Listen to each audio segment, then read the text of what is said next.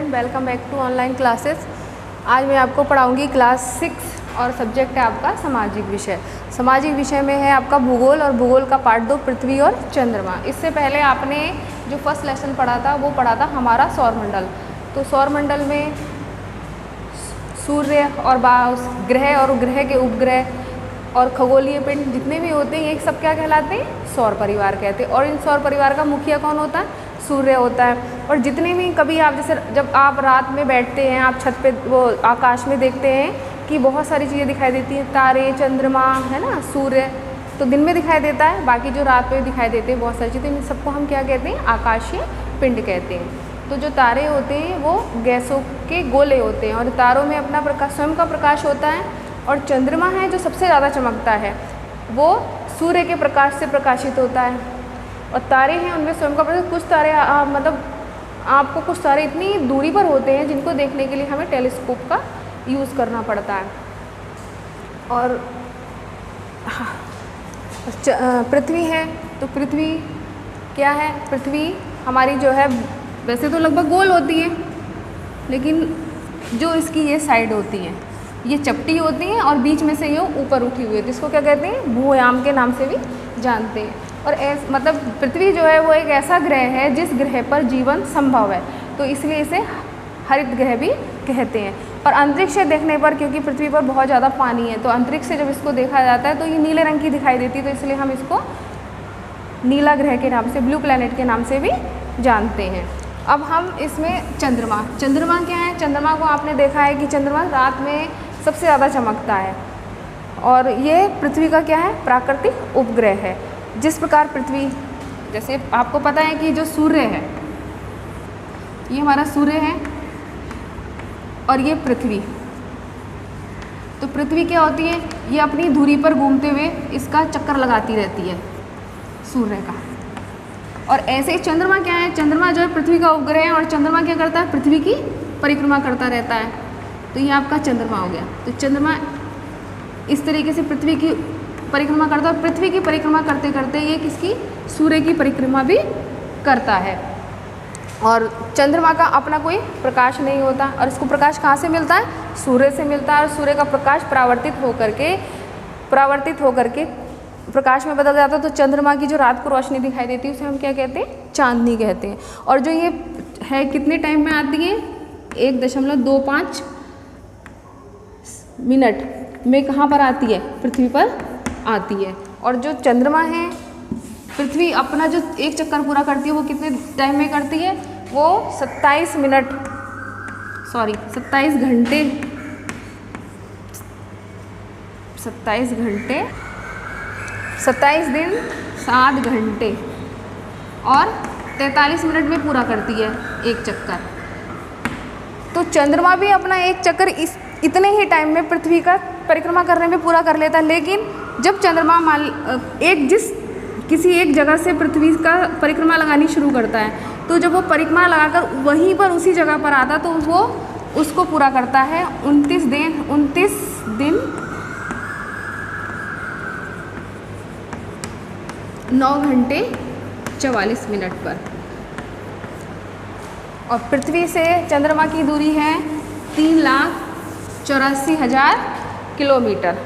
और जिस तरीके से पृथ्वी पर गुरुत्वाकर्षण बल है, आपको पता है कि पृथ्वी अपनी तरफ गुरुत्वाकर्षण बल की वजह से आकर्षित होती है, तो इसी तरह से चंद्रमा पर भी गुरुत्वाकर्षण बल है, लेकिन वो पृथ्वी की तुलना में छठा भाग है। और जो पृथ्वी से चंद्रमा का व्यास है वो उसके चौथाई होता है। अब चंद्रमा की कलाएँ क्या होती हैं?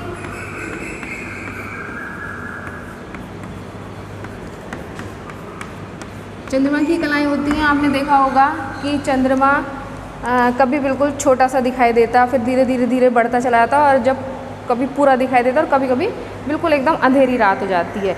तो ये अलग अलग आकार का होता है। ये चंद्रमा किस आकार से शुरू होता है? हंसिए के आकार से। उसका शुरू में जो होता है वो हंसी जैसा आकार होता है। इस तरह से वो धीरे धीरे चंद्रमा बढ़ता चला जाता है। और जब ये प्रक्रिया चलती रहती है, प्रक्रिया पूरी होती है एक पखवाड़े में, मतलब 15 दिन में। तो जब ये पूरा हमें चंद्रमा दिखाई देता है तो उस रात को हम बोलते हैं पूर्णिमा। और पूर्णिमा के बाद ये चंद्रमा फिर अपना धीरे धीरे धीरे धीरे घटता चला जाता है और फिर बिल्कुल दिखाई नहीं देता, मतलब अंधेरी रात आ जाती, तो उस रात को हम बोलते हैं अमावस्या।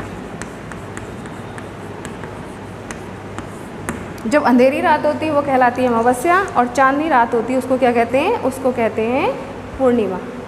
एक महीने में एक बार पूर्णिमा आती है और एक बार अमावस्या आती है। और चंद्रमा के इस तरह के मतलब अपने शेप को, आकार को बदलने की बदलाव को क्या कहते हैं, हम चंद्रमा की कलाएं कहते हैं। अमावस्या से पूर्णिमा तक का जो समय होता है वो कहलाता है शुक्ल पक्ष, और पूर्णिमासी से अमावस्या तक का जो समय होता है वो कहलाता है कृष्ण पक्ष।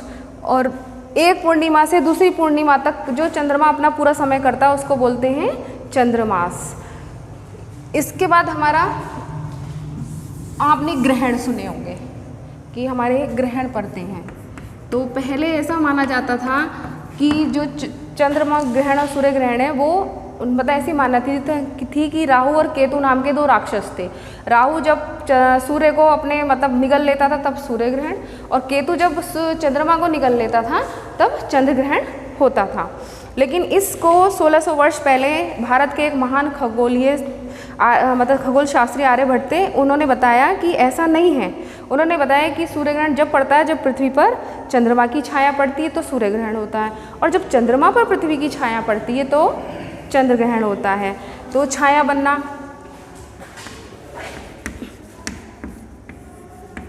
छाया बनना मतलब आपको ही पता है परछाई, कि अगर हमारे ऊपर पीछे से तेज रोशनी कोई पड़ती है, हम सूर्य की रोशनी में, सूर्य जिस समय निकला होता है हम कहीं जाते हैं तो पीछे से हमारी रोशनी पड़ती है तो एक आकृति हमें नीचे पृथ्वी पर दिखाई देती है, तो वो क्या होती है, परछाई होती है। और परछाई होती है और इससे उसमें जो होता है हम जब बढ़ते जाते हैं तो वो आकृति चेंज भी हो जाती है। जहाँ पे थोड़ी कम रोशनी, छोटी या बल्ब में, बिजली की रोशनी में कभी बैठते हैं तो वहाँ पर भी क्या परछाई दिखाई देती है। और जो परछाई बनती है, छाया होती है, वो हमेशा अपारदर्शी वस्तुओं में ही बनती है। अपारदर्शी वस्तुएं क्या होती हैं, अपारदर्शी वस्तुएं वो होती हैं जिनसे प्रकाश हमारा आर पार ना जा सके, वो अपारदर्शी होती हैं। आपको पता है पारदर्शी क्या होती है, जिसमें से प्रकाश पार कर जाता है, वो पारदर्शी होती है। लेकिन जो परछाई बनती है वो अपारदर्शी वस्तुओं के कारण बढ़ती हैं। जब सूर्य, पृथ्वी और चंद्रमा एक सीधी रेखा में आ जाते हैं तो उस अवस्था को सिजगी अवस्था कहते हैं। क्या कहते हैं, सिजगी। और ये दो तरह की होती है, युति और वियुति। जब सूर्य और पृथ्वी, सूर्य और पृथ्वी सीधी एक रेखा में आ जाते हैं और इनके बीच में क्या आ जाता है, इनके बीच में आ जाता है, यहाँ पर आ जाता है बीच में चंद्रमा, तब ये अवस्था कहलाती है युति। ये अवस्था कहलाती है युति। और इस स्थिति में क्या होता है, चंद्रमा की छाया किस पे पड़ती है, पृथ्वी पर पड़ती है, तब क्या होता है, सूर्य ग्रहण होता है। जैसे ये सूर्य आपका, ठीक है, यहाँ पर आपकी पृथ्वी,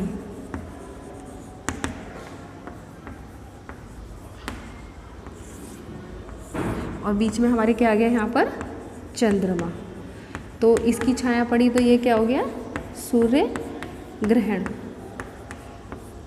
और जब चंद्रमा पर पृथ्वी की छाया पड़ती तब होता है चंद्र ग्रहण। ये आ गया चंद्रमा और यहाँ पर बीच में आ जाती है इसमें पृथ्वी, और ये तो आपका है ही सूर्य, तो ये होता है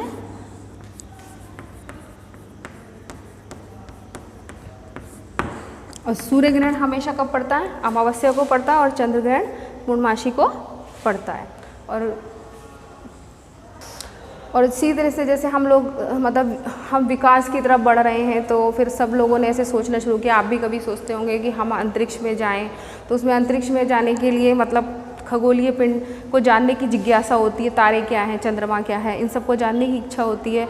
तो वैसे तो हम उसको टेलीस्कोप के द्वारा देख सकते हैं, लेकिन सबसे पहले चंद्रमा पर रूस के एक यात्री गए थे, उनका नाम क्या था, उनका नाम था यूरी गागरिन। और रॉकेट की सहायता से मनुष्य चंद्रमा पर पहुंचा है। अपने भारत से भी एक यात्री गए हैं, अंतरिक्ष पर गए, कौन से, राकेश शर्मा, जो 1984 में गए थे। इस तरह से मतलब हम लोग अब अंतरिक्ष में जाकर भी उनके बारे में जानने की हमारी जो जिज्ञासा, वो जिज्ञासा हम पूरी कर रहे हैं। इस तरह से हम जा रहे हैं। इसी तरीके से हम पूरे सौरमंडल के बारे में जानते हैं। आपको पता है कि कितने ग्रह होते हैं, 8 ग्रह होते हैं, सबके नाम भी आप लोग अच्छे से जानते हैं। सबसे पास का जो सूर्य के सबसे पास का ग्रह होता है बुध ग्रह होता है, और पृथ्वी जो है वो तीसरे नंबर का ग्रह है, लेकिन वैसे वो 5वां ग्रह है। सूर्य के नज़दीक, सबसे नज़दीक सूर्य है, तो इसलिए हमें सूर्य सबसे ज़्यादा चमकता हुआ दिखाई देता है। धन्यवाद।